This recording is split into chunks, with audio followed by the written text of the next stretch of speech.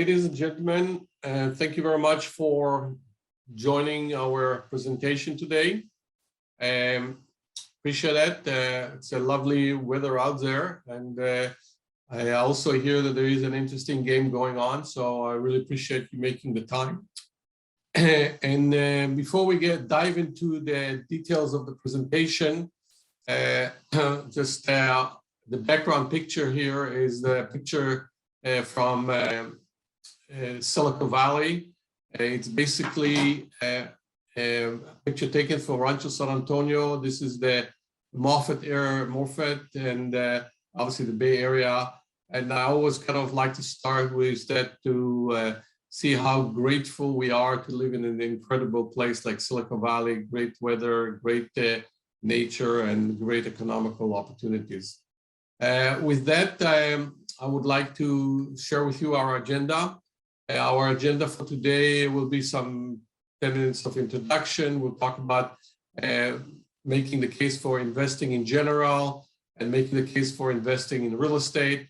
We'll talk about what are the things that you should be watching when you're considering buying a house for investing. We'll talk about investing in Silicon Valley as well. We'll talk about some of the impact that we have seen from COVID, and we'll talk about our services and in general about the real estate service provider as well as our own services.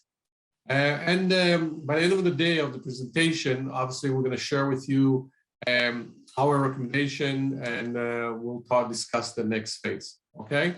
So as far as Q&A goes, we have different section, and each end of each section, we're going to open it up for Q&A. You can unmute yourself and ask your question, or you can chat. We have Nitzan who monitors the chat board, and she will notify me if there are questions, as well as I will monitor it myself. So with no further ado, I would like to get started, and I will turn off my video here so we can focus on the presentation. A few words about myself. My name is Avi Urban. I've been in real estate since 2005. In addition to, we have other members of our team, Ella Barak, who I'm not sure is with us today. She's focusing on Silicon Valley residential buying and selling. We have Nati, who is with us, who is focused on investing in real estate, mostly outside of Silicon Valley.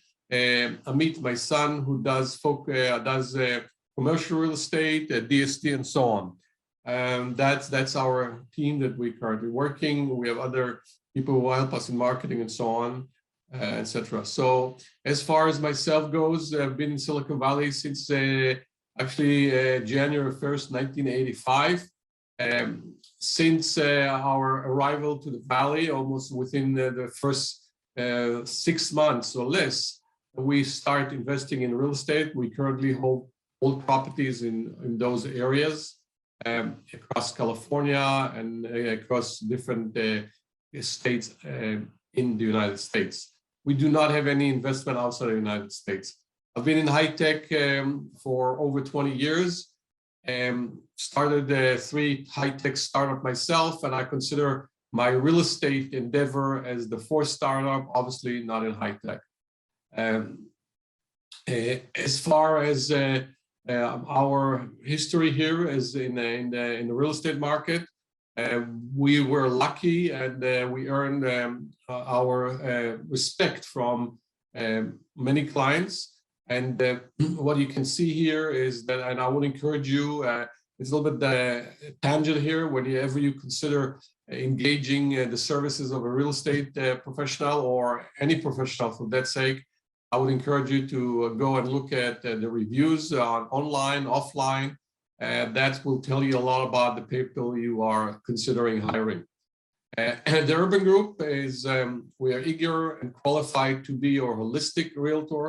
And when I talk about holistic, versus a transactional, a lot of realtors are mostly a transactional realtors, meaning They help you either buy or sell, or whether owner-occupied or investment property. We do not look at ourselves as a transactional one. Obviously, we are involved in transaction, but we look at it as a relationship which they're going to last for the lengths of the time you have some sort of quote unquote relationship with real estate, which whether it's your primary residence, investment real estate, or so on. And we are focusing on many different areas of that endeavor of empowering client real estate knowledge through those webinars, seminars, newsletter, and so on. We obviously helping client with buying and selling in Silicon Valley. And as you see, we have over quite an experience in Silicon Valley as well. And we also help our client develop their nationwide residential investment portfolio. And the actual number is close to 350 these days in 8 different locations across the United States. We're also looking to expand it into new areas as well. And we're looking at it as a lifelong advisor to our client and their family in terms of everything associated with real estate, whether you refinance, remodel, and so on and so forth. So holistic versus transactional, everything associated with real estate. This is how we see our services and basically the support that we give to our client. The kind of services that we provided in terms of the knowledge empowerment is the monthly trend reports, which you are welcome to register if you didn't receive it yet. And also, by the way, if we will publish the webinar, the recording online. So if you guys want to make sure to receive a recording of that presentation, as well as previous presentation, as well as a webinar recording on buying home in Silicon Valley. So please make sure to register, fill your email address and telephone number so we can contact you and provide you the connection information.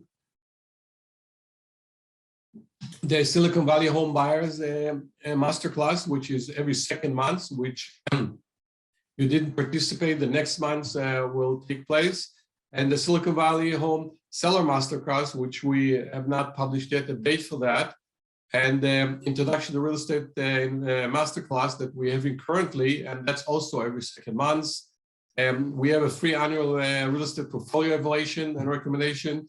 Anyone who is interested to talk to us about how their investments are performing, whether they should do anything about it, any concern about new areas and so on and so forth, that's what we are helping them. On our website, you're going to find many valuable resources associated with real estate. So, and if you don't find an answer there, you're always welcome to contact us and we will be happy to provide that information. As I mentioned earlier, the recording will be provided to anyone who registered and we have their email address. So making the case for investing. Life is a challenge, it obviously is. And as I mentioned in the very beginning of this presentation, yesterday I met friends who are in their 60s and they came to talk to me about their situation and their financial situation and real estate and so on. And these were people that were not made enough wise investment or investment in general. And it was heartbreaking to see people who are at that age and are kind of facing such challenges. And I'm bringing that up because I do encounter many clients, so many people who are particularly young, work at high tech, and think that everything's going to be honky-dory, and they're getting a little bit in their older ages and they're not prepared for their retirement. This is not a pretty picture, and I'm talking about the importance of investing in the early ages so you can be well prepared for your retirement age. And that's what's the whole concept. So we have here this, the free care, the carefree parents taking care of everything. Then you have the working career, which lasts, if you are maybe in a high tech, maybe it does not last 65 years. I do see a lot of people that are being no longer employed in this in high tech because their age. And it's not because they became lazy or stupid, it's just the kind of industry that does not retain a lot of older people. And obviously the retirement age, which we know is actually getting longer and longer these days. So that's obviously, it's a huge challenge. How do you work your career, you know, in the working career life, having a family, balancing life, living the moment and living the future and saving enough for retirement. This is not a trivial task. And that is a task that is something that you have to think very carefully about and plan for it. It does not happen by itself. Particularly if you are working in high tech, and most of our clients are working in high tech. That's the nature of our business. And if we look at the economy in cycles, obviously, you know, you have a growth and you have decline and growth and decline. And obviously, we have experienced, at least in Silicon Valley, since the summer of 2010, an incredible growth in the economy, and also in the United States. So we see obviously some correction during COVID. And when I'm talking about particularly about people working in high tech, so when they, as I mentioned earlier, when they're reaching this kind of age of somewhere around 50 and plus, and it's coincide with a downside in the economy, they enter this death zone, which is very, very, it's a very difficult time in their life, and it's not trivial to exit from that. So what we are advocating in general is, as you get older, reduce your risk. So it means that you have to start in a relatively early age, recognize the need for investing, and decrease your exposure and risk as you get older, so you will have enough accumulated asset to support your retirement and lifestyle and family and so on and so forth. And how do you plan your retirement? The question is obviously how much money you need. So the rule of thumb, as is shown here, is obviously invest in different asset class, whether it's a stock, real estate, bonds, and so on, so you can support that lifestyle that you're looking for. And in terms of how much money you need, it's obviously depends how much money you're going to consume and what kind of lifestyle do you want to continue having. And that's sort of a rule of thumb. And obviously there are some assumptions associated with that that you have to realize, okay? And so again, this things to think about it, how aggressive you want to be. Inflation is a factor, obviously, and the age is a factor that you have to take into consideration. As far as where should you put the money and what kind of thing, and what kind of asset class, there are the classical asset class, whether it's the stock portfolio, cash, bonds, other, you can put different product. And recently we have the cryptocurrency, which is also an asset class. I personally invested also in that, not a lot of money, but most of our assets are actually in real estate. And that's naturally because this is an area that we are very comfortable with, and we know a lot about it, and it actually has proven itself for us very well. And one more statement that I would like to make here, and keep that in your mind. Investing is a lifelong endeavor. Anything less is nothing more than speculation. So basically, this is something that takes time. You have to think about it. You have to be aware of the different product, and you have to put the time and thought and balancing between living the moment, as I refer to it, and living the future. And obviously, you have to balance that between your short-term, long-term need, your personal need, your family need, kids, colleges, and all that. These are a lot of challenges that we are handed through our life. And so this whole thing is about be aware of that. Don't think that you're going to win the lottery either by literally buying a lottery ticket or joining one of the startups that's going to turn to be another unicorn. It is something which is a lifelong endeavor and does requires a lot of thoughts and time to accomplish the goals. With that, I would like to open it up for a quick questions. And let me know if turn on your microphone put your question in the chat box before we're going to start going to the next segment, which is talking about real estate as an asset class. Okay, and obviously I'm not qualified to talk about stock and bonds and crypto. My expertise, as well as some of my team, Nati, who is with us as well, we can talk about real estate investing. That's the area where we can, I believe, answer many of your questions. So please turn your mic if you have a question, or just type your question in the QA or the chat box, and we will answer that. If everything is clear and we're talking to the choir, then we'll continue in about 30 seconds.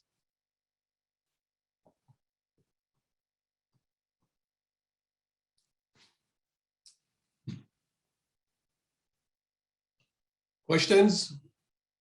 Looks like everyone is aware of those issues and concerns, so we can move forward.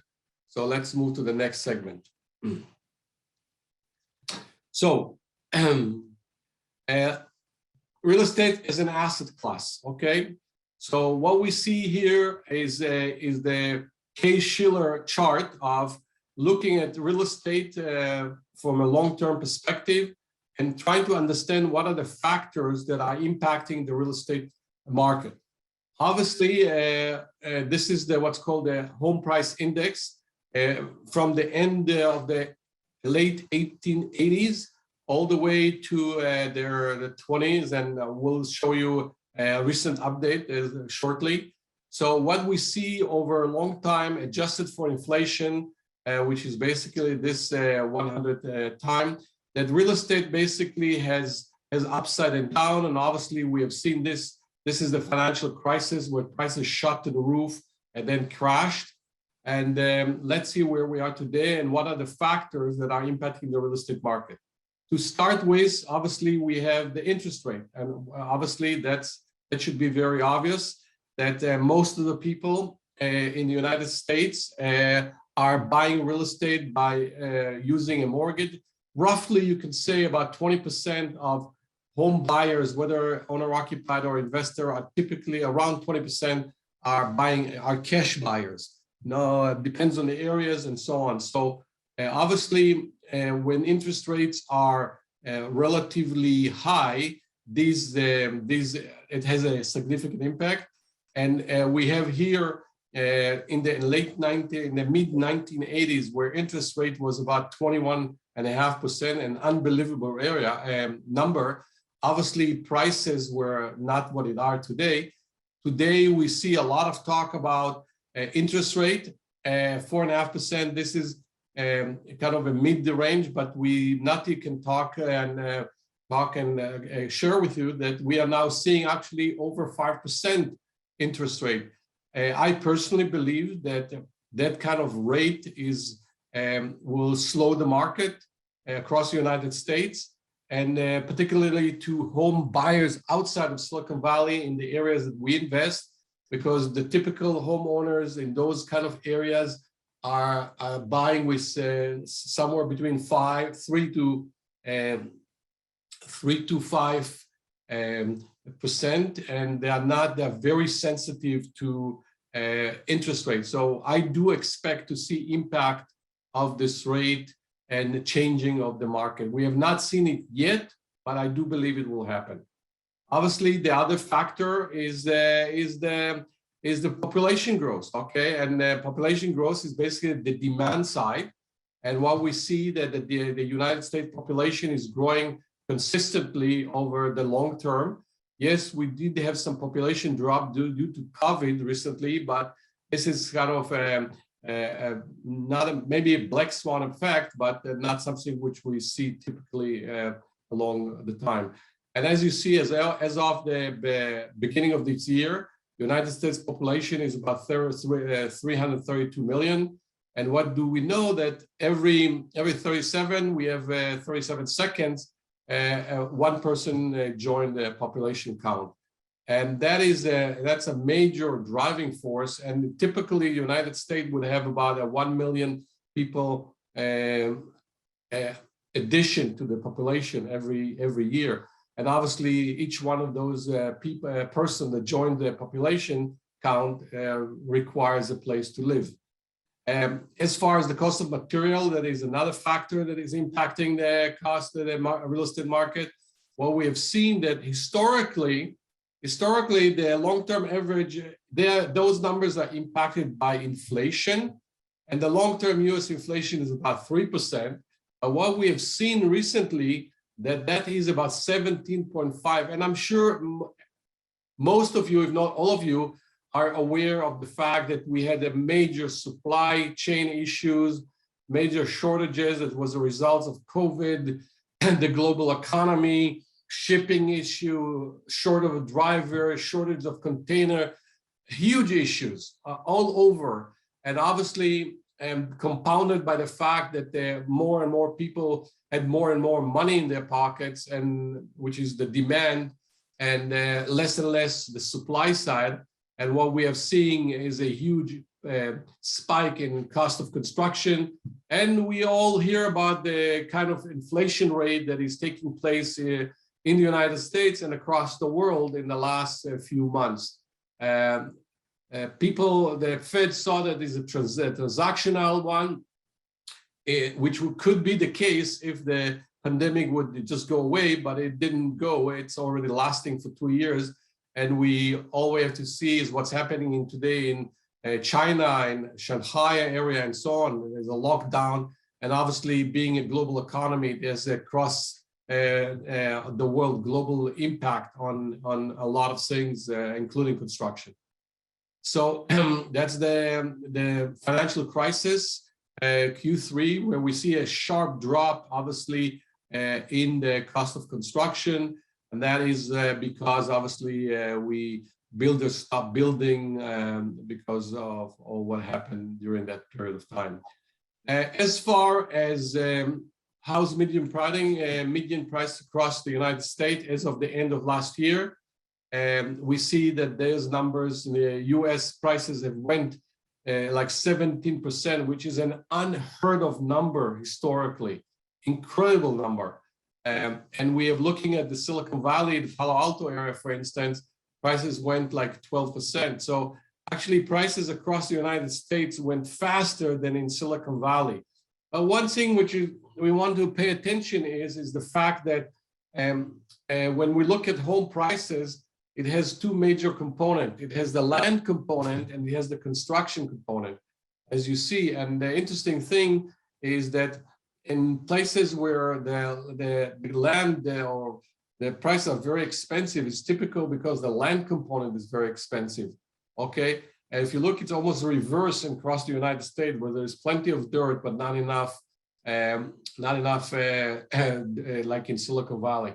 So what we see here, and one of the things which is very interesting here is you can see that because construction cost is very much attached to the cost of inflation. So actually, home prices, if you are concerned about hedging against inflation, then you definitely have a better hedge when you invest in outside the Silicon Valley, because the construction component is higher than the land component. And the land component is typically associated with how the economic situation, prosperity in the area, which is not impacted directly, at least, by global inflation and so on. So that's something to keep in mind.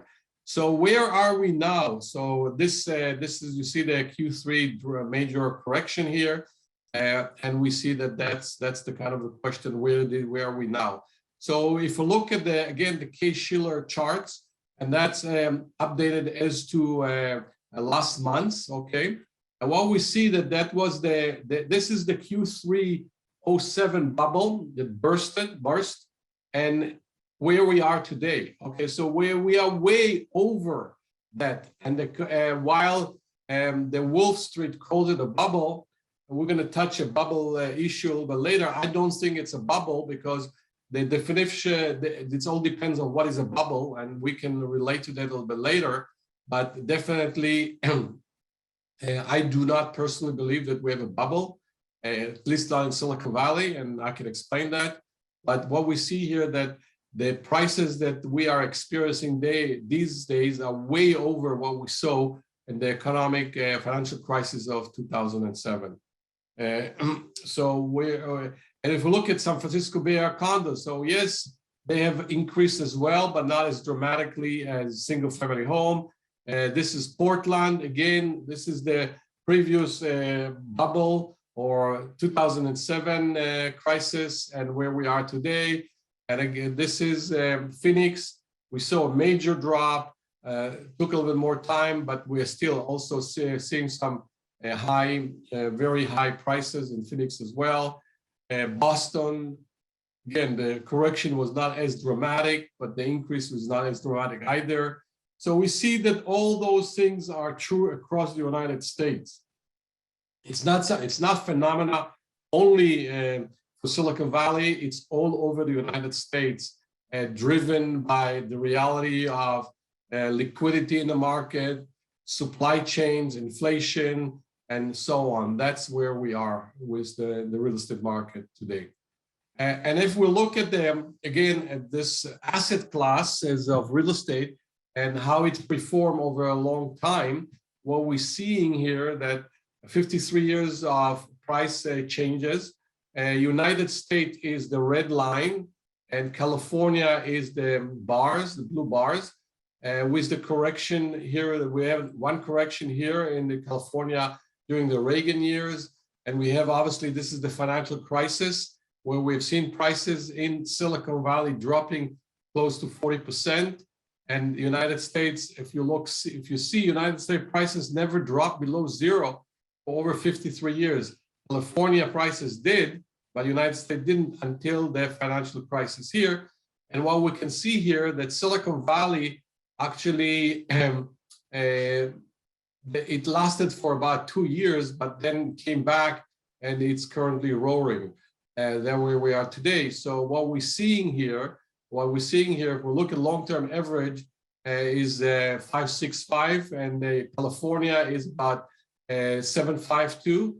And obviously, as we talked, because we talked about different asset classes as well, so we always want to compare it to the stock market. And what we see in the stock market, that the average, the 53 years average is about 8.82%, which is higher both in California and the United States. But something to remember, most of retail investors in the stock market, most of them, I'm not saying the professional don't do, are basically definitely not, are using leverage and so on, but most 80% of people who buy real estate are using leverage, and whether it's leverage of 30%, 40% or so, so that number is multiplied by the leverage, and the typical leverage is maybe 4 or 5. So you definitely see that you have higher return compared to a retail investor in the stock market. And as far as what are the driving forces of looking at different area where you should invest, we're kind of going into the demand side of the real estate. And what we see here, that the major factor that is impacting the real estate market as an investor is the increase in the job market, okay? What are the increase in the job market compared to the increase in the housing market? And the delta here between the demand and supply basically going to determine how hot is this market or not. So I have a few examples here of Silicon Valley, but the concept is the same anywhere you go. Is what's the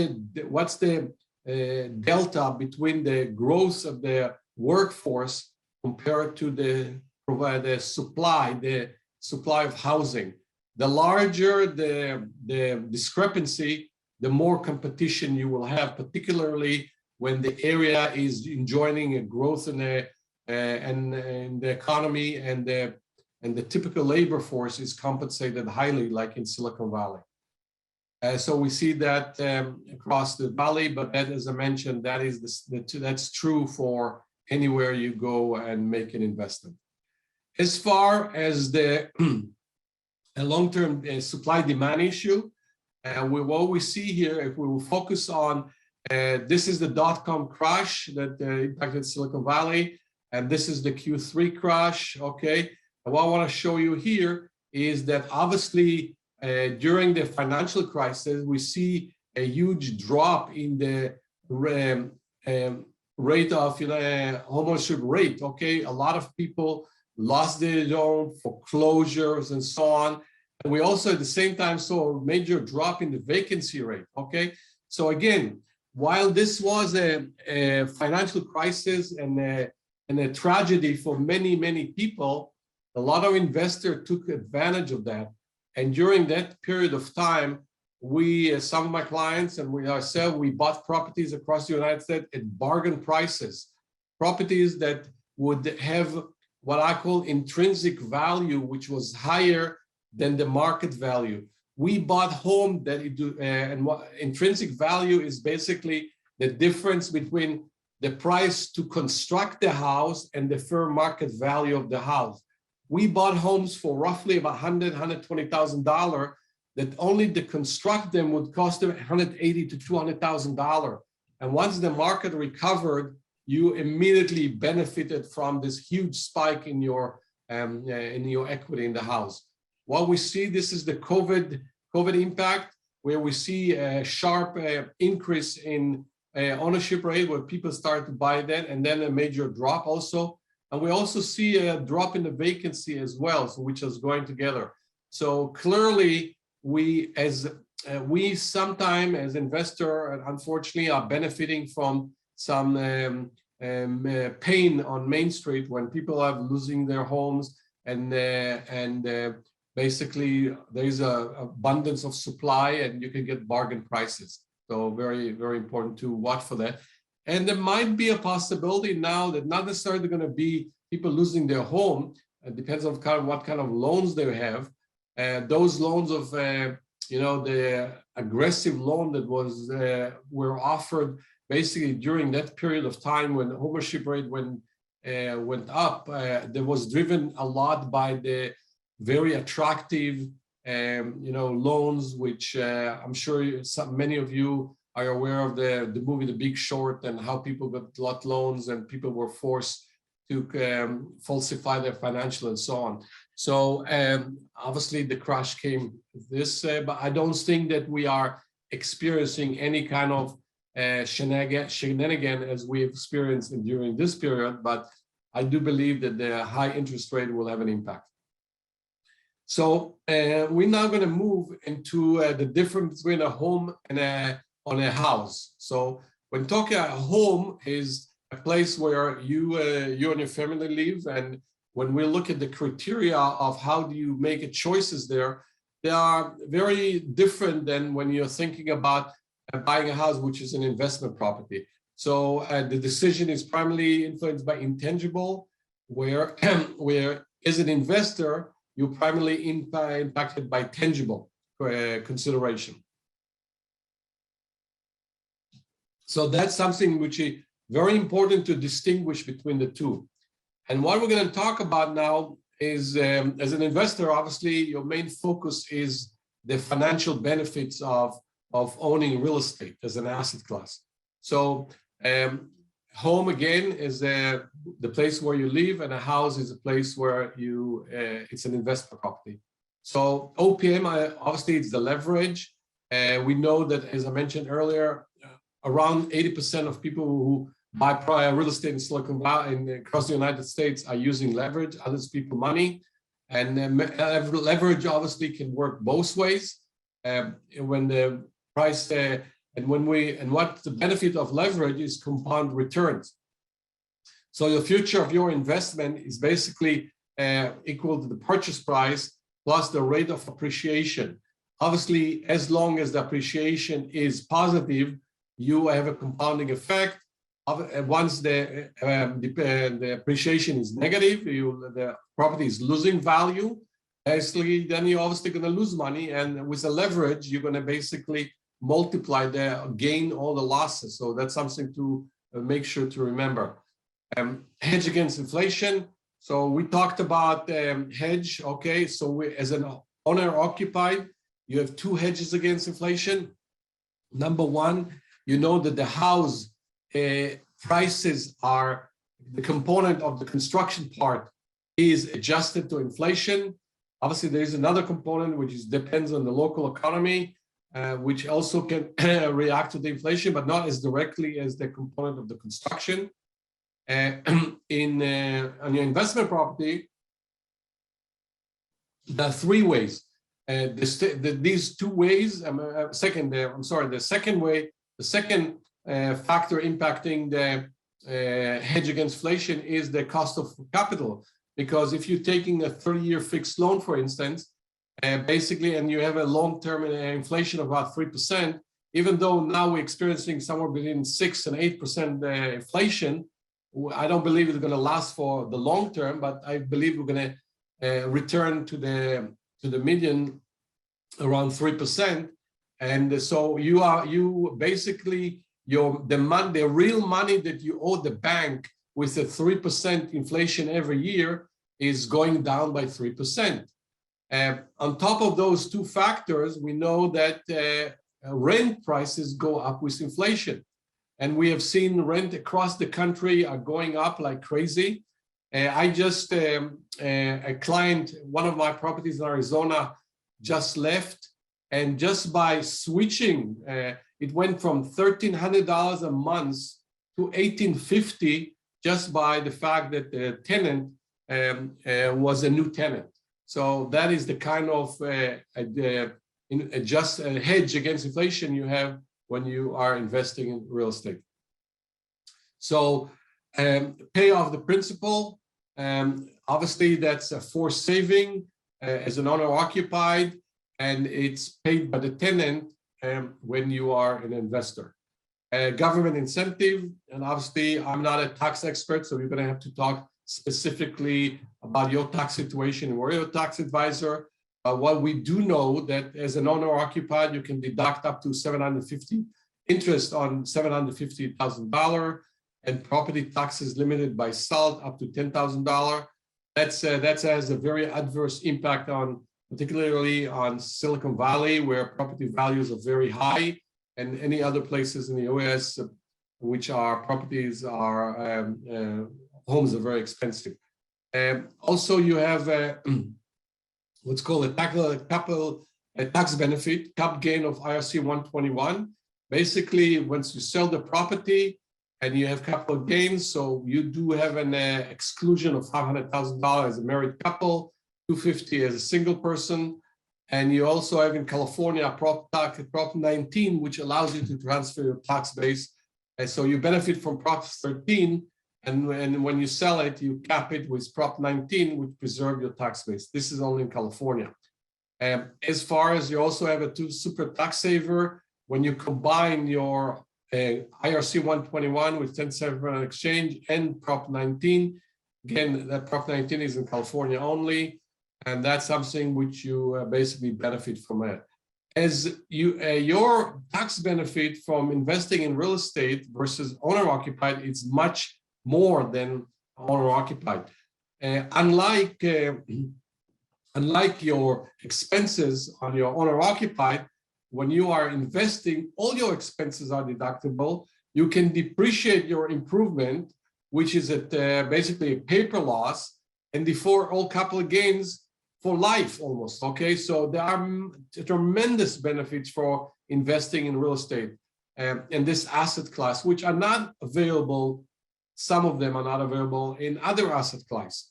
So this is a product that worked for me and my client very well, and that's the purpose of this presentation, to make sure that you are aware of those benefits.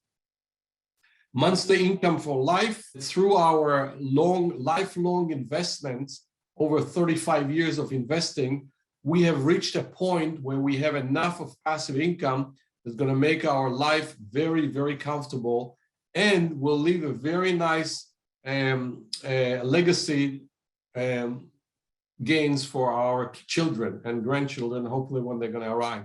So that's the incredible benefit that that real estate has, this asset class. Some of them are available in other, but I'm not aware of any other asset class that provide you all those kind of benefit as real estate does. So I'm very excited about this asset class. It worked very well for me. And that is why I'm so excited about teaching others about the wisdom of considering that asset class as well.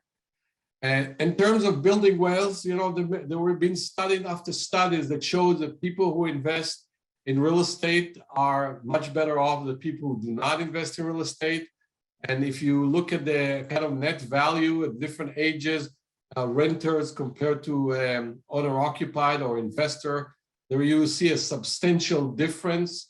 And as we talk about the real estate age of 65 and over, this is what will allow you to live comfortably in retirement. And that is why during those years here, you have to make sure that you are participating and investing in whatever asset class you're comfortable with, but definitely make sure you do invest. And again, another chart that just show the difference between the renters and owner-occupied, owner of property investment, and so on.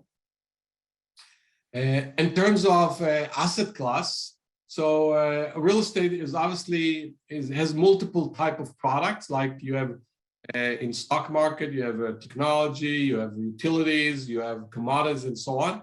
We have a diverse product offering in real estate as well, from commercial to residential to land and other type of product. Okay, whether it's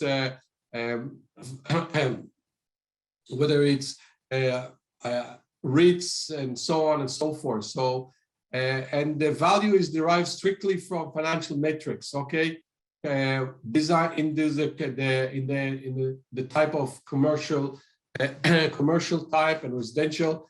They are what's called classical metrics that you value those property: cap rate, gross rate multiplier, internal rate of return, cash flow, and so on and so forth. These are the kind of factor that when you are considering investing, you should be looking into. And the other asset class that is the REITs and DSTs. These are, some REITs are considered to be eligible for exchange, some others do not. These are typically ownership which is going through pools and so on. And that's something which you should be aware of. I have one investment in a DST, and I do have another investment in a hotel in Portland. So we have a diverse type of real estate investment across the board. The asset class that, so also what I'm talking here about asset class, these are general asset class, and the one that we are specializing in is the single family residence, single family home, detached home, attached, a condominium and townhomes, and multifamily up to 4 units. This is our forte. This is where we do see do our investment. If you are interested in other type of investment, we will have to refer you to other people who are involved in that type of transactions.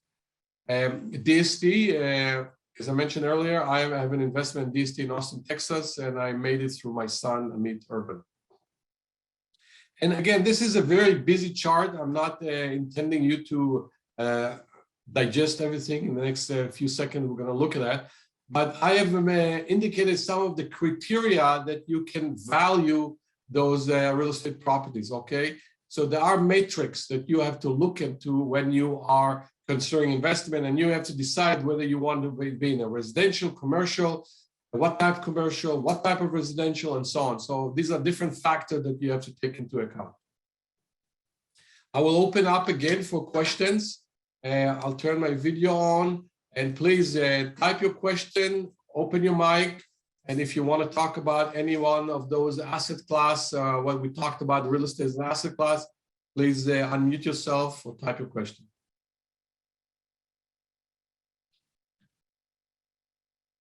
I see hands, Siri. Siri, raise your hand. You did raise your hand, so please open your mic and ask your question. Sorry. Hello. Hi. Thank you so much for the presentation. This was really, really fantastic to see that you're able to build your wealth from real estate. I wanted to ask what your thoughts were on investment properties in the San Francisco Bay Area, specifically now maybe looking into the next, or, holding a property for the next, 10 years, kind of like long term. Given that, there are people moving out of the state, there's lots of population kind of moving to other states, which are lower in tax, like Texas, et cetera. Do you think it's still, a good place to kind of, put some money down and would have rental interest? Excellent question, and a very relevant question these days. What we see, without doubt, this topic is being a hot topic, particularly with COVID. My answer to that is that we are still in a transition, and I personally believe that the Silicon Valley area, San Francisco area, while it has challenges, has definitely challenges, high taxation, regulation, polarization, you name it, okay? Lack of inventory, we have many challenges, okay? It's absolutely true. Nevertheless, though, I do believe that California, which is the largest state in the country, and the most, and the sixth economy in the world, okay, will eventually going to work those issues out. I can tell you that there is a vested interest in this area. And one of the parameters that I'm following up, and particularly about Silicon Valley and the high-tech industry or sector, is that I do see a lot of the large companies are investing heavily in commercial real estate. To me, it tells me that they believe that this area will eventually recover. And yes, we're going to have some sort of a hybrid product work environment where, and we see Google and Apple and Facebook and many of the high-tech companies are basically going back to a hybrid model where people are going to have to can work from home 2 to 3 days or have to come to work 2 to 3 days. And I think as we are putting our handle over this pandemic issue, that will be more prevalent. And yes, Silicon Valley, unfortunately, and the Bay Area in general is becoming an area which might be sort of quote unquote a victim of its own success. But I personally believe that we are going through a transition, and the challenges, we will have challenges, and people who cannot, cannot meet those high cost of living will leave the area. But at the same time, you see a lot of people moving in, and if you look at my home Silicon Valley home buyers webinar chart, you're going to see that it's not a new phenomenon. There was always moving of population from California, Silicon Valley, outside and in. And what we have seen, definitely, if you look at the characteristic of the people moving in their profile, you see very clearly that people, educated people with high salaries, young people are moving in, older people, low salary, are moving out. This is not a new phenomena.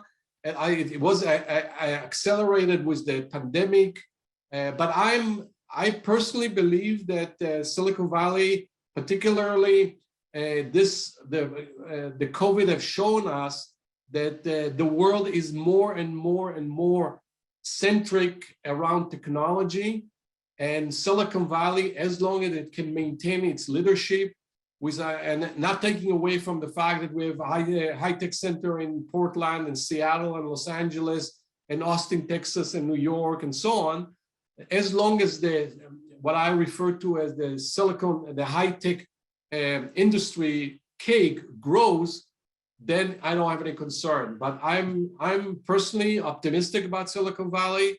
Again, I don't think that we don't have challenges, but I'm not super concerned. I think there will be opportunities for investors who are thinking about the long term. So I'm sorry for the very long-winded answer, but that's the way I look at that. So I do believe that, as Warren Buffett says, when everyone is confident and excited, I'm concerned. And when everyone is concerned, I'm bullish. So, and we look at the time when we had this financial crisis. Those people who had the guts to buy homes when prices, the whole economic situation was unbelievable, made a ton. And if you also you read what Wall Street is doing, and now I'm talking about the United States, not only San Francisco, but in general, they are basically have now a lot of cash reserve to buy some properties across the United States because they're going to see some correction. So that is my take. You might say I'm a little bit too optimistic, maybe, but I put my money where my mouth is. So that's my take. Any other question, please? Did I answer your question, Siri? Yes, thank you very much. I also have a follow-up, if that's okay. Yeah. I was wondering what you think about the 3% home buyer, first-time home buyer offer. If is it wise to use that towards investment property, or would you say that it's better to put that towards an actual home that someone might want to actually live in? What is the 3%? I'm not familiar with. What is the 3%? So for first-time home buyers, you are allowed to put down, make a down payment. Okay.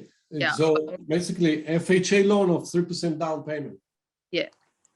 So is that, is it wise to use that offer or opportunity for an investment property, or is it better to use that for an actual home that you might want to live in? Given that if you put down only 3%, you might get a really high rate of interest on the mortgage. Right. So first of all, I'm not a mortgage lender, so I'm not sure I know the answer for that. But I would tell you, my gut feeling tell me that you cannot use the 3% down payment FHA loan to buy investment property. That's number one. Number two, depends what area. I'm very doubtful that you can buy something in the Bay. If you talk about San Francisco, the Bay Area, I'm very doubtful that you can buy something in 3% down unless you have a very high income, okay, because the price of properties are so expensive here. Okay, and number three, even if you have a high income and the prices are high, your monthly payment might be very high, okay, and you're going to need also what's called PMI, private mortgage insurance. So there is some complexity that you're going to have to talk to the lender, because I'm not qualified to answer them, but in general, that's what I kind of see. Okay, thank you. Any other questions? Okay, so we will basically, if there's no other question, I'm gonna continue to the next part of the discussion or the presentation.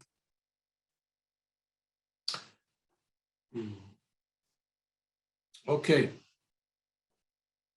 So what are the questions you should be asking yourself answer before you buy your investment property? So the underlying economy is obviously a very important factor. You want to make sure that you're going into a place where you have a growing economy, or if there is a correction, that it's a temporary correction. The real estate market, what's the status of the real estate market? What type of neighborhood you want to buy? What type of property? So these are the criteria, the high level criteria. So we talk about the population and job growth. And you remember we talked about job growth because that actually is the driver of the economy. And obviously you want to see what kind of industries are coming in. The industry basically determine the kind of demographics, income level, and so on. So this is very important thing to watch. That's kind of economic factor that are impacting the area that you're considering going in. What are the long-term and medium term? The price affordability. If you're going to go into a place where it's very affordable, then everyone will be able to buy, and they would not have basically renters. On the flip side, if you're going to go to a place where the affordability is very low, and when you want to sell, nobody will be able to buy it from you. So you have to be very concerned about all those factors that are impacting the place you're going to decide to buy. The neighborhood, location, demographic, and school. Okay, obviously, the better the neighborhood, you're going to go into, you're less of a problems you're going to have with tenants. A lot of people are seeking, high returns on paper and going to depressed neighborhood, eventually going to see that the cost of managing it, the cost of maintenance is very high. So particularly when you are a remote investor, we are looking for places where the color quality, the demographics is good, so we would not have to face with issues with, I've heard stories about people taking copper lines from the walls, destroying, taking the vanities and toilets. So I don't want to go into those kind of neighborhood. Again, particularly that most of our investment are remote investors. So and that can turn very fast to a nightmare. So you have to be very careful what type of investment, what type of neighborhood you're going into. As far as property type, single family, condominium, townhome, multifamily, and so on. Each one of those properties behave different. They have a different characteristic, different profile, different trade-off, and you have to understand it before you dive into those kind of categories. As far as where to invest, you have to invest in the places where you see high population growth. And as this chart shows back from the 2005, and I'll show you an update shortly, there are megapolitans, like 10 megapolitan in the United States, where we see a high concentration and growth of population. So we have on the west side, we have the mid-America, and we have on the east side. These are most of the population growth in the United States are focused in those 10 areas, okay? And that's what you should be focused on. And we see this mountain area as well. And if we look at the numbers recently, as that published in that last census of 2021, you see California has still population growth of 6.1, even though we do see some slowdown.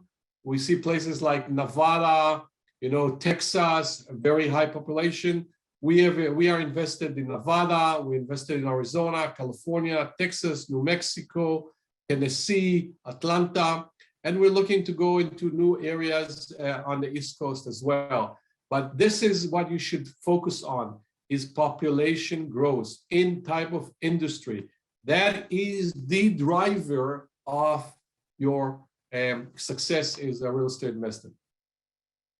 And if we look at the stats, what we see here, that most of the population, 87%, is focused on the South and West, okay? And as a result, we need 2 million units every year. To accommodate that growth, the United States has to build 2 million units every year. And if we look at what's happening actually in this market, we see that compounding effect here, we talked about it earlier, is that investors are coming to the market, okay? So if we look at what happened here in 2007, okay, we see a drop, the number of investor, we see a steady growth of investor, we see that the 2007 correction, obviously we see here this correction, we see this correction here, the COVID, this is the COVID, and we see this incredible growth of investors.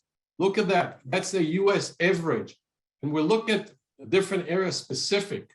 This is this third quarter of 2021 share of purchase home by investors.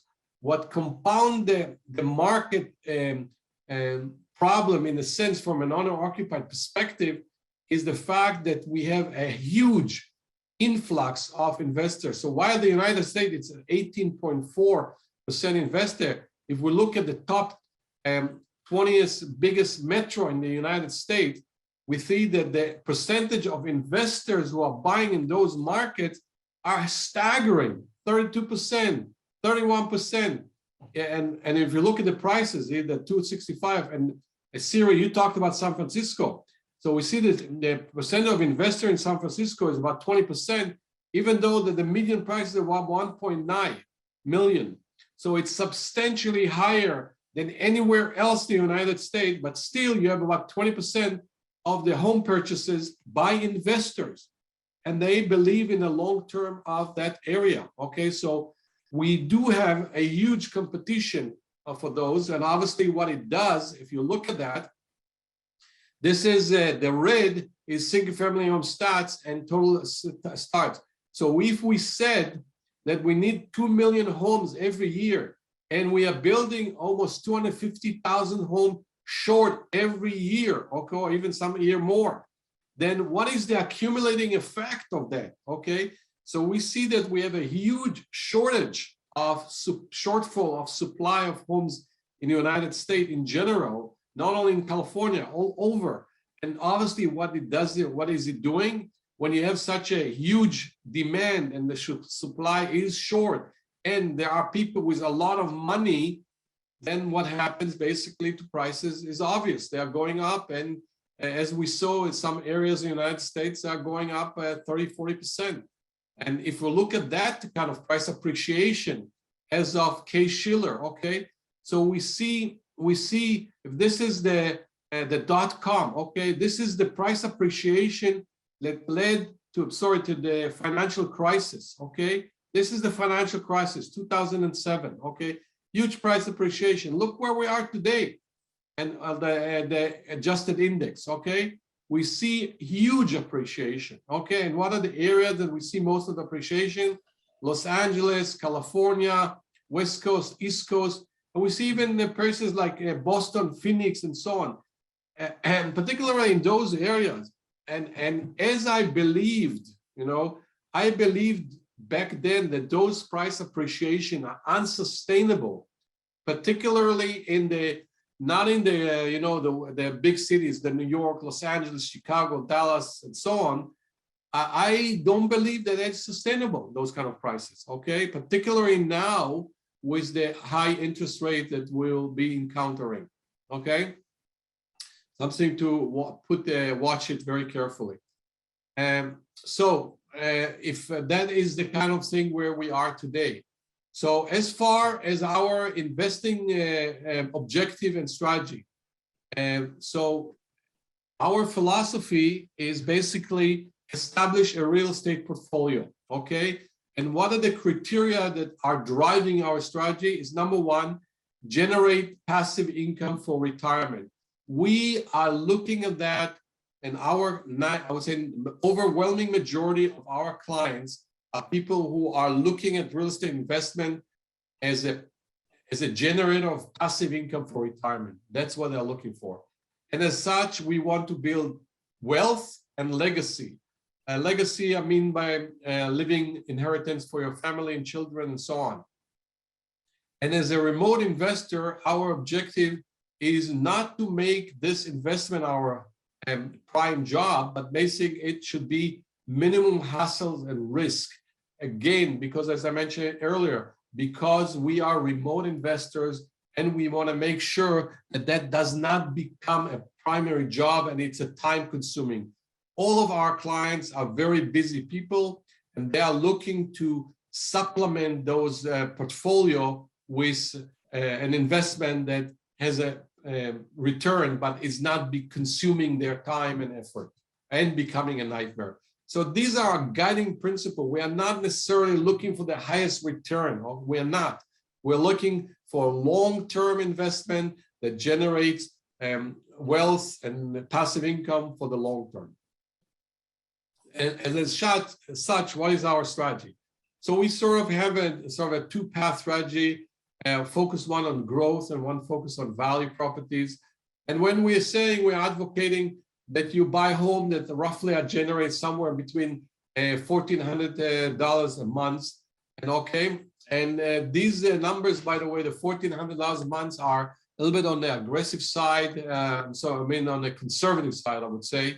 And we do see that's probably on the low end of our income. And properties roughly is around $200,000, okay, around the country. So when you are looking at your investment, consider the following equation: the total return is the cumulative equal to cumulative cash flow plus appreciation plus what I call strategic income improvement. And what I mean by strategic improvement, that is, and I will touch that in a few minutes, is let me start by cash flash. What we do know, places that have a very good positive cash flow, the appreciation is not typically very high. On the other hand, places where you have high appreciation, the cash flow is not very high, as I indicated earlier. And the strategic improvement is when you buy, for instance, particularly in places like California or places where are very expensive, where you can buy a home and improve on it. For instance, we bought a home in East Menlo Park, 1,100 square feet home on 6,000 square feet lot, which allows us to build another 1,000 square feet home on it. Obviously, when you bought already a home and you do improve or build additional 1,000 square feet home, basically you already paid for the land, so you only pay for the construction cost, but the market value obviously combines those together, so you have immediately have created double or triple your value of your investment, as well as you generate probably a higher rent cash flow. So we talk about two phases in life. The first phase is the equity focus, where you still are working and you are not, and you focus and you don't need the extra income, and you focus on basically building equity, and you don't necessarily looking to generate positive cash flow to maintain your life, okay? So, and then we're looking at the cash flow focus. That is the time when you are heading to retirement, okay? Where you want to stop working, slow down, or so on, and you want to use all this equity buildup and basically eliminating all the loans and so on, and use that as passive income forever for your retirement, okay? And there where you can move maybe to properties which are more efficient in cash flow compared to single family home, or you do a DST where it has less of management and you allow you to travel more without actually having too much hands-on of day-to-day management. So this is our kind of strategy of our investment strategy, which have worked for us very well. And my wife and I are an example of this strategy that is actually really happening. We are close to the end of our equity focus, and we are very close to the beginning of starting our retirement, meaning that there's going to be a transition that's going to last a few years. We don't know exactly how long, and that is the strategy that worked for us very well, and we are recommending other people to look and to consider that. So some example of what we bought, and this is a property that I show you because we bought it literally in the midst of the financial crisis, okay, where we bought a bedroom, 1,500 square feet home on a lot of about 6,000 for a whopping $100,000 REO. That's what the real estate owned, that we bought it from the bank. This home, the insurance company forced us to insure the home for $180,000, okay? Because the insurance company obviously insured it for replacement cost. And that's what we had to do. So we insured it, we bought it for $100,000, but we insured it for $180,000. And we're getting currently a rent of about $1,400 on it. And the fair market value per Redfin as of a few days ago is $433,000, okay? Not a bad investment, okay, in this such a short time. This is another example that we bought also in Georgia in 912, also brand new construction. We bought it from a developer who bought some lots from a foreclosure. That was a very nice home, 16, almost 1,700 square feet. Bought it from the builder, 117. The rent is about 1,300 plus.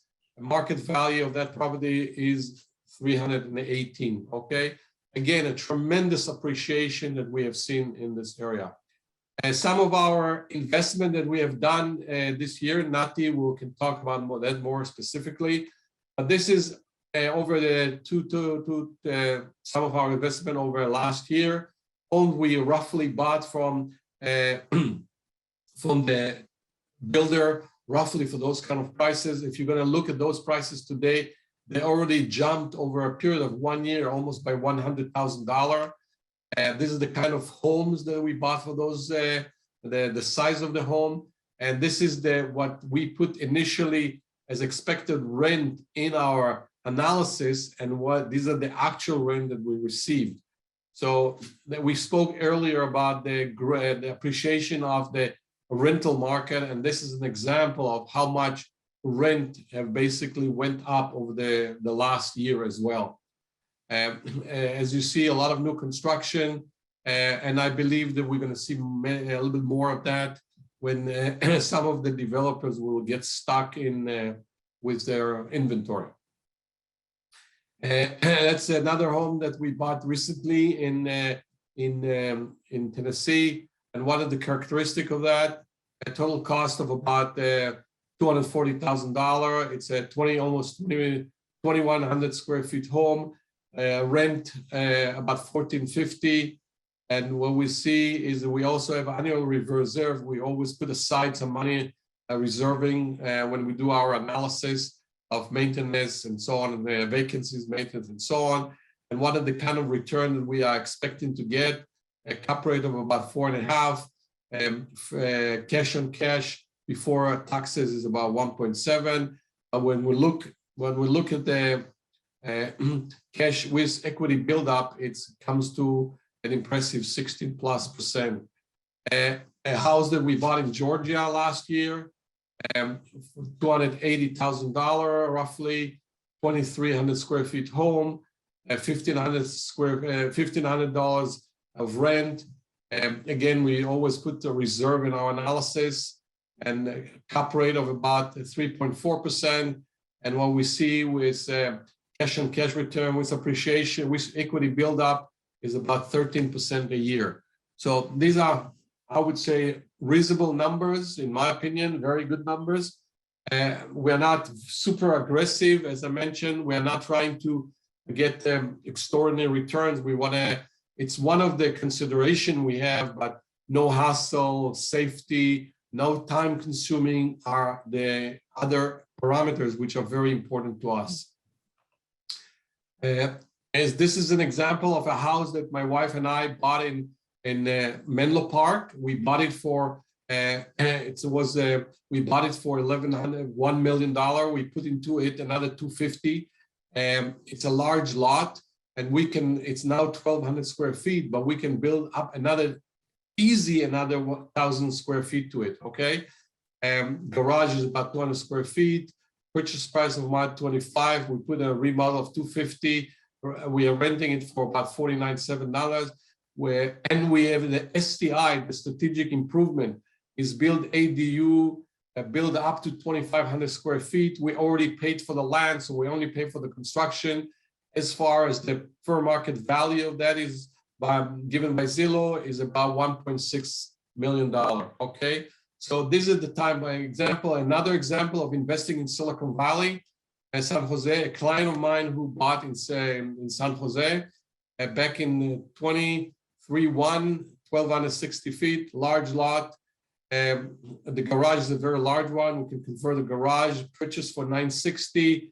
Required remodeling of about $75,000. Rented for $3,300. Again, strategic improvement. Add master bathroom. Convert garage to ADU and so on. And market value of about $1.4 million. So you see the effect of that is that these are kind of investment that we have done, clients have done, and we are proud of their success as well. So before buying your home, so I want to show you also another example of what we have done, my wife and I. So we bought back in 1987, we bought a house in Santa Clara for $175, and we sold it in 2004 for almost $600,000. The fair market value of this house is 1.3. Today it's probably about, I forgot to update it, but that number probably is about 1.8. Yeah, 1.5, 1.8. I wouldn't say 1.8, but probably 1.6 easy. Okay.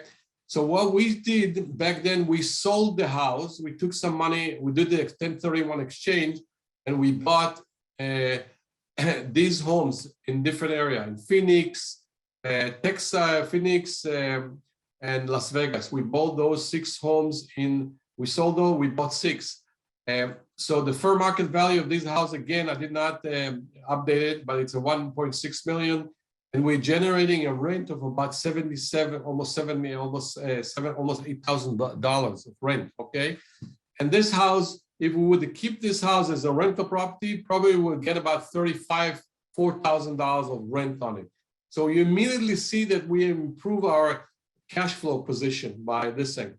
What we also did, we sold that house and bought 3 other homes for about fair market value, if it's about $718, and total rent of about $41. So what we see here is that we, again, look at the different rents and value that we have created by doing this kind of an exchange over a period of time.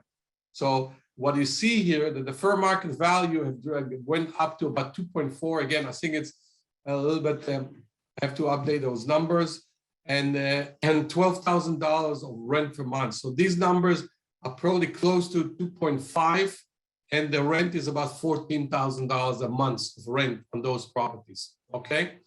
So that's an example of how you leverage and exchange and the kind of thing that you can do, okay? And that's what we sold that house last year, this one, and we sold it for $265. We bought a house for $220, and we are renting it right now for $2,400 a month, actually, okay? Again, a very interesting combination of exchange and so on. So before buying your Silicon Valley house, case for investing in Silicon Valley. So let's also relate to some question that Siri asked us, because why should you invest in Silicon Valley, and what are the criteria that you should consider that? So financial consideration, one criteria, lifestyle, family consideration, and so on.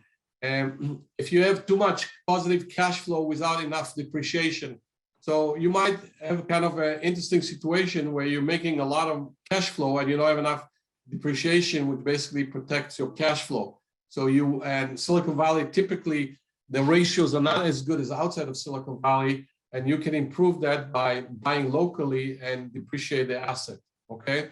Multiple properties are generally small monthly rent.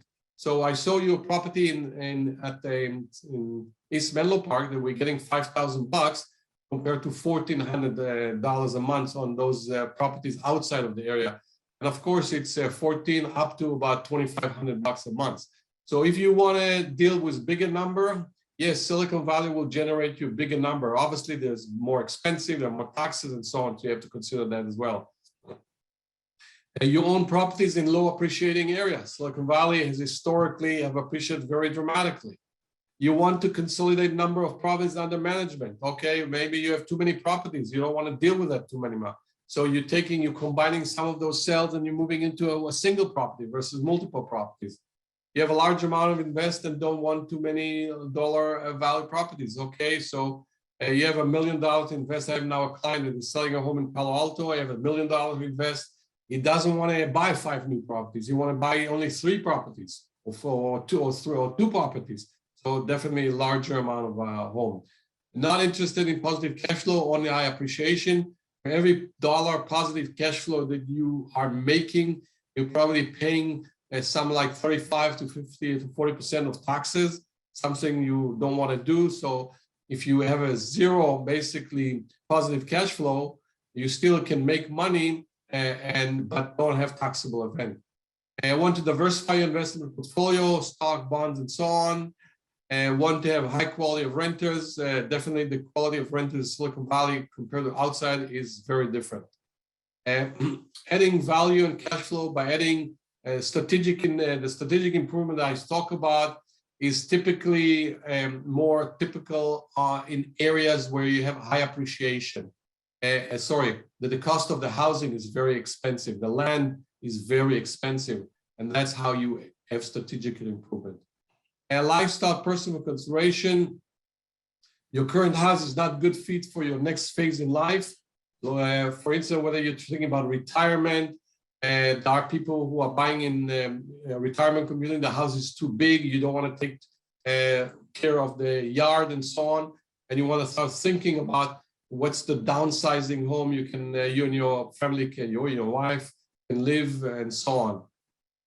Believe in real estate, believe in real estate investing, but will invest only within short driving distance. There are people who believe that they want to manage it directly, and they don't want to drive anywhere, and they want to be very local. You are renting and can't afford buying a home, though you prefer it. There are people who have children particularly and want to send their kids to good schools, and they prefer to rent in good schools like in Palo Alto, Los Altos, Sunnyvale, but they cannot afford living there. So they're going to continue, they cannot afford buying there. So what they do, they can continue renting those places until their kids are out of school, and then they can move to a house where schools are not a factor anymore. Family consideration, establish a foothold of children, future residents in Silicon Valley. Some people, not every child is going to be working in high tech, and people who are not in high tech have very big challenges of buying a home in Silicon Valley. So if you want to keep your kids around you, you maybe want to start investing in buying a home locally for them that they can eventually move into that.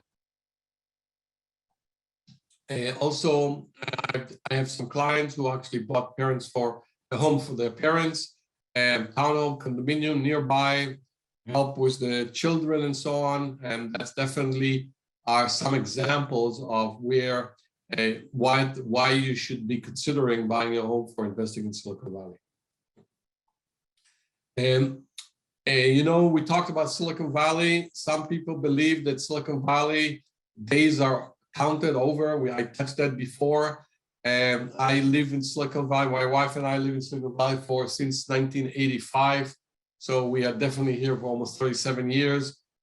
We have seen ups and downs, but definitely what we're seeing today with technology becoming such an incredible, vital part of our economy and daily life, those concerns are subsiding, but it doesn't mean that there are not other places, as I mentioned earlier, that can be also have a very successful high-tech industry. And there is this issue of whether successful places can stay successful or not. And definitely the history shows that there are obviously risks, but there is a good chances of those places that are vested interest and critical mass that are associated with those places that are more likely will stay successful. And we see that in multiple areas. We also see areas that have basically been very successful and lost it, like Detroit. Okay, it used to be the center of the world of innovation when the car industry was the main industry, but nevertheless they lost their edge, and some of that area became a ghost town. Now there is some revival there, of course, but we clearly see that those kind of things can happen. And if Silicon Valley would not be smart enough in terms of staying as a leader, and politicians when they overregulate or overtax the area, there's definitely risk associated with that. There is also, not everything associated with the investing is hunky-dory. There are issues, there are problems, and I want to make sure that each one of you is aware of those, okay? And what are the kind of the issues, tangible issue, there's cost associated with that. There is expenses, there is vacancies, there are problems. All those things can happen to people and happen to me personally, happening to my clients, and you should be aware of. Intangible, it's bottom line, basically there is issues that are dealing with people, dealing with clients, damaging the property, people not paying, they're having to do eviction and so on. So these are issues that are real issues, are not theoretical. And as someone who are participating in managing over 350 homes in 8 different locations, we know that those problems are not theoretical, they are real. And we are experiencing those. So I want to make sure that you are aware of those issues, and don't think that everything is trouble-free. These issues are real and existing. As far as the services that we are providing when we are investing outside of Silicon Valley, again, it's in different categories. And what we're seeing here is before you buy. So part of the education that we provide our client, okay? So education, all those kind of criteria, and I'll go over that. And you're gonna have a copy of that and you can read it. So we provide you, we help you with what we call the life cycle of ownership, starting before you buy, the education, the search, all that part that is involved with identifying the property.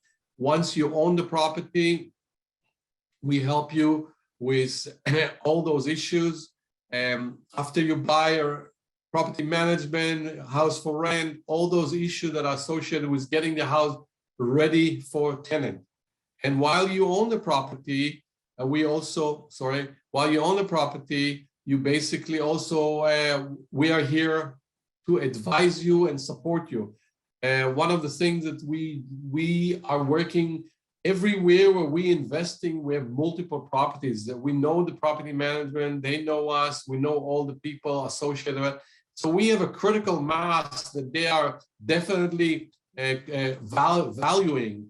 And when we are standing with you there, you're going to get a much better service, much better response. Not that we don't have challenges, we do have challenges, okay? Particularly that the work in those kind of places are not exactly as we are accustomed to work here in Silicon Valley.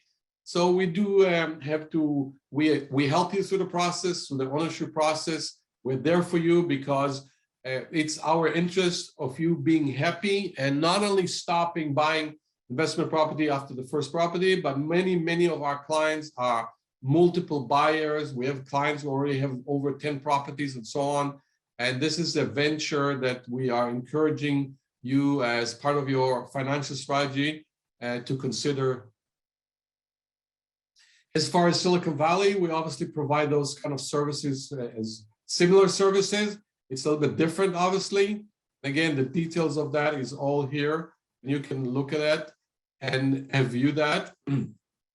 And they are a little bit different because we're obviously local and not remote. So these are the kind of services that we will provide as well to people who buy a Silicon Valley home for investment or as an owner occupied.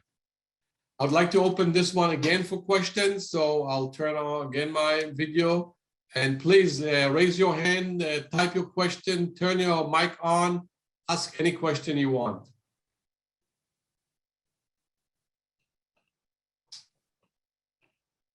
No questions? Give it a few more seconds.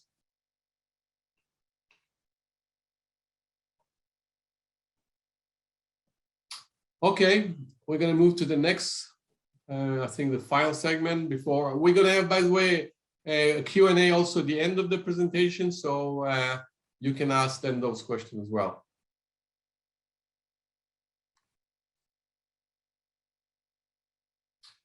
Okay, COVID-19 impact. So obviously that was something which we tracked very closely in the last 2 years. Resuming our normal life obviously depends on the recovery of the COVID-19. There's no question about that. Optimism that we have some optimism that the current vaccine will be effective against mutation. And more importantly, we kind of learn to live with that. We learn to live with that. We learn to contain it and live with that. It's very much what we've seen, but the impact that created was significant, okay? And we have seen this impact that was basically a sign of concern. So here I have a caution optimistic about the COVID-19. As we move forward, I do see some signs of concern, okay? And the signs of concern is the prolonged global supply chain problem, accelerated by war in Ukraine and China COVID policy. We see that we already had the strains on our supply chain, which basically long delay, higher prices, and so on. So these two factors do not help the situation. It's very true that, when COVID-19 started, I believed that the market will crash, but we have not at the beginning, and basically in the February timeframe. And obviously, if it would not be for the forbearance and the financial assistance and the quarterly easing and the PPP and so on, the situation would have been 10 times worse than it was. But that situation also created an unintended effect by pumping so much money into the economy. It resulted in high commodities prices, cost of living driving inflation to decades high levels. We had a kind of a two-factor phenomena by people actually not being able to spend the money because people would mostly stay at home, and having much higher liquidity in the market with the quarterly easing, PPP, and financial crisis, quarterly the forbearance, the rent for delay and so on. That's created, put a lot of money in people's pockets on one hand. On the other hand, because of the economy was not functioning yet, we had a huge supply and chain issues, which basically the demand was there, but supply was not there. And obviously that created a huge inflation spike that we have seen. Limited housing inventory, large investor competition, rising interest rates, resulting in low affordability and stock market volatility. And obviously also the inflation was in the stock market as well. We've seen some correction recently in the stock market. We have seen high polarization, polarized political environment and so on.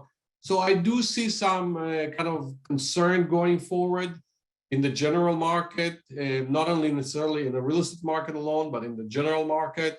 So I do have some concern going forward. I do believe that those people who have the money, have the cash, will see opportunities coming. By the way, I was wrong when COVID-19 started. I believe that the market will crash. But as I mentioned earlier, the government came with a lot of programs to supporting that, which basically made it a much softer lending and created an unintended effect of the inflation as well. With that, what is our added value, and what are the things that you should, when you are considering going into real estate market and you want to look for partners to help you through the process, what are the criteria that you should be looking into before you making your choice of who you're going to be working with, okay? So I broke it up to 4 different criteria, and in each of those criteria, I have a thing that you guys are going to have to think about before you're making your choice. So I'm giving you some guidelines on what to look for, how to think about it. And when you are ready to make your decision of who you're going to be working with, these are the kind of factors that you're going to check. And obviously what you have to make sure that you do is not only count their word, but do your research. Make sure that you look at their online referrals. Make sure that you are basically talking to references, and make sure that the people are not only doing the talk, but doing the walk as well. And many of you, many times you think that buying a home or making an investment is actually just purchasing the home. And the invisible part, the thing that you may have not thought about it, is the most of the work. Is a lot of things that are happening in the background, and a lot of knowledge accumulation that has to take place before you should be going into real estate, and make sure that the people you're going to be associated with have that kind of knowledge, expertise, and background to make sure that you're going to experience going to be a positive one and a profitable one as well. So what is our recommendation? Based on all that kind of conversation, what is our recommendation? You should start investing in real estate if you define your long-term investment objective and strategy. Very important. Why do you want to do that? What are you trying to accomplish? Is it realistic? When should you start? Okay. You're comfortable in becoming a landlord. As I mentioned, landlord they have challenges. Obviously, we are here to help you to make sure that ease the process, but even when you can get our help, there are challenges and you have to be aware of that and comfortable with that. Otherwise, it's not worth your effort. You're getting mad or tense about it. It's not worth it. You're relatively comfortable with your job security. You want to make sure that you have a secure job. You will be able to make the payments, even though if you have a positive cash flow or even break-even cash flow, if tenant leave, there's maintenance things. And if you don't comfortable in your job and you don't have this extra capital for a rainy day, then you should not consider investing in real estate. You have the down payment and reserve associated with the previous point. You have been pre-approved by a reputable lender, which we're going to be more than happy to introduce you to one that we trust and work with in the past. You have researched your target market. What are your objectives? Where you want to invest? How much money you want to invest? How long? What type of a home? And so on and so forth. You're monitoring your target markets for buying opportunities and comfortable with the dollar cost averaging strategy. Basically, we never know if the market going to go up and down, and if down, how long down, and for how long, and so on. So we don't know those things. So we have what we call a dollar cost averaging. Basically, if you buy today and market goes up, so your average is going to be lower. If you buy today and your market goes down, your average is going to be lower again. So we do not know exactly how to time the market. So if you have some money to invest, you allocate it over a period of time, and you start with one. You sit on it for some time where you're comfortable with it, half a year, and then you go to the next one, if that makes sense to you. You identify a real estate team you can trust to provide you the required expertise and support. As I mentioned, you should do your homework. Nati and I are here to help you. And if you have, you can talk to our references. You can look at our LinkedIn profile, the Yelp profile. And obviously, also, if you want, you can talk directly to some people. You believe in a better tomorrow. Obviously, that's a key thing. If you are pessimistic about the future of the world, and so on, then maybe it's not the right thing for you to do. So, as I mentioned earlier, investing is a lifelong endeavor. Anything less is nothing more than speculation.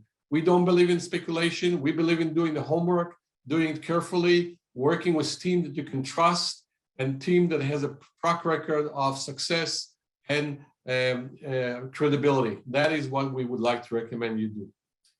Buying or selling a home in Silicon Valley or investing is finding a way through a puzzle, like in a puzzle. And we would like to make sure that this is something you would not have to be there by yourself. We are there to help you.